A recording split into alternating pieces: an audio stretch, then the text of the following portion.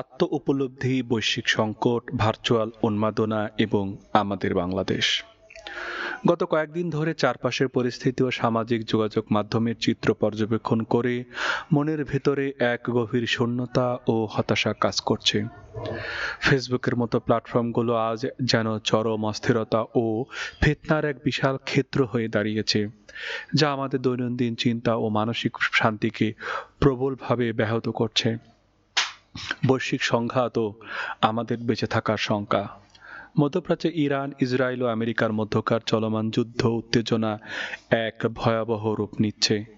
এর প্রভাব যদি সত্যি হরমুজ প্রণালীর মতো গুরুত্বপূর্ণ বাণিজ্যিক রুটগুলো বন্ধ হয়ে যায়, তবে বিশ্বের অষ্টম জনবহুল দেশ বাংলাদেশের পরিণতি কী হবে? এত বিশাল জনসংখ্যার একটি দেশ, খাদ্য জ্বালানির নিরাপত্তা চরম হুমকির মুখে পড়বে। আমাদের মতো সাধারণ ও খেটে খাওয়া মানুষগুলো রীতিমতো ধ্বংসের দ্বার প্রান্তে চলে যাবে।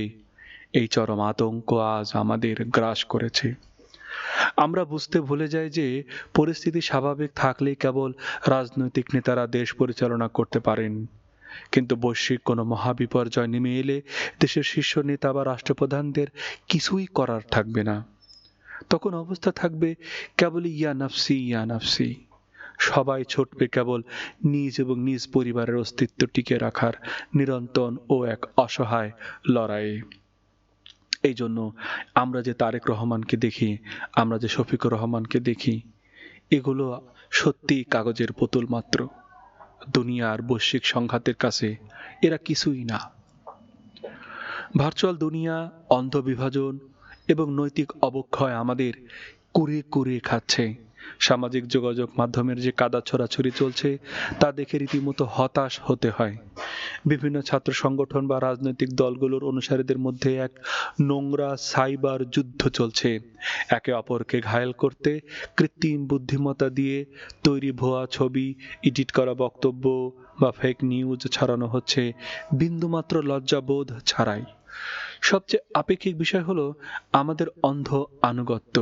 শীর্ষ রাজনৈতিক নেতা বা ধর্মীয় নেতাদের, যেমন তারেক রহমান বা শফিকুর রহমান বা চরমানাই পীর কিংবা মামুনুল হক, এদের নিয়ে বিন্দুমাত্র সমালোচনা করলেই তাদের অনুসারীরা চরম আক্রমণাত্মক হয়ে উঠেছে। সাধারণ মানুষের নিজের ভবিষ্যৎ বা জাতীয় সংকট নিয়ে কোনো ভ্রুক্ষেপ নেই। তারা ব্যস্ত কেবল নিজ নিজ নেতার অন্ধ স্তুতি গাইতে। সবচেয়ে পীড়াদায়ক দৃশ্য হলো দৃশ্যমান ইসলাম পালনকারী গোষ্ঠীগুলোর ভেতরে সাইবার সংঘাত। মুখে জান্নাতের প্রত্যাশা আর সুন্নতের কথা বললেও ভিন্ন মতের প্রতি আক্রমণ করতে গিয়ে তার ভাষা, ন্যূনতম শালীনতাও ভুলে যাচ্ছে। কদর্য ট্রল, একে অপরকে নির্দিষ্ট কোড বা শব্দ দিয়ে ব্যঙ্গ করা, কেউ কাউকে 143 এ গ্রেড বলে গালি দিচ্ছে, কেউ কাউকে 501 নং রুম বলে গালি দিচ্ছে। এইসব দেখে সত্যি ঘৃণা জন্মে। যারা জান্নাত প্রত্যাশী তাদের জবান এতটা অনিয়ন্ত্রিত ও আক্রমণাত্মক হয় কিভাবে? পরাধীনতার অদৃশ্য শেকলে আমরা।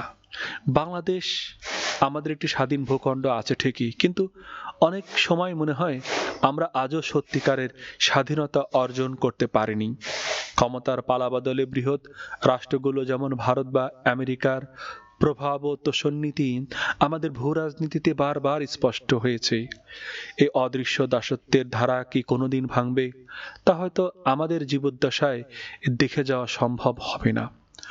অধরা স্বপ্নের বাংলাদেশ অধরাই কি থেকে যাবে?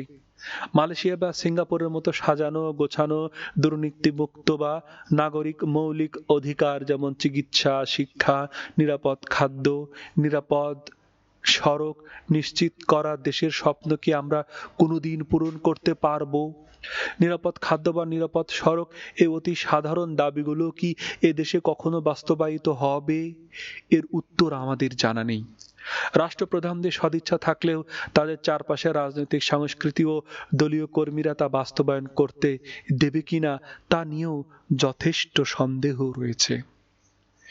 এসব হতাশা, সামাজিক অবক্ষয় আর অনিশ্চয়তার মাঝে কেউ যদি আক্ষেপ করে বলে, এই দেশে জন্ম নেওয়াটাই আমার জীবনের সবচেয়ে বড় দুর্ভাগ্য, তবে তাকে সান্ত্বনা দেওয়ার মতো কোনো ভাষা বা যুক্তি আসলে খুঁজে পাওয়া যায় না।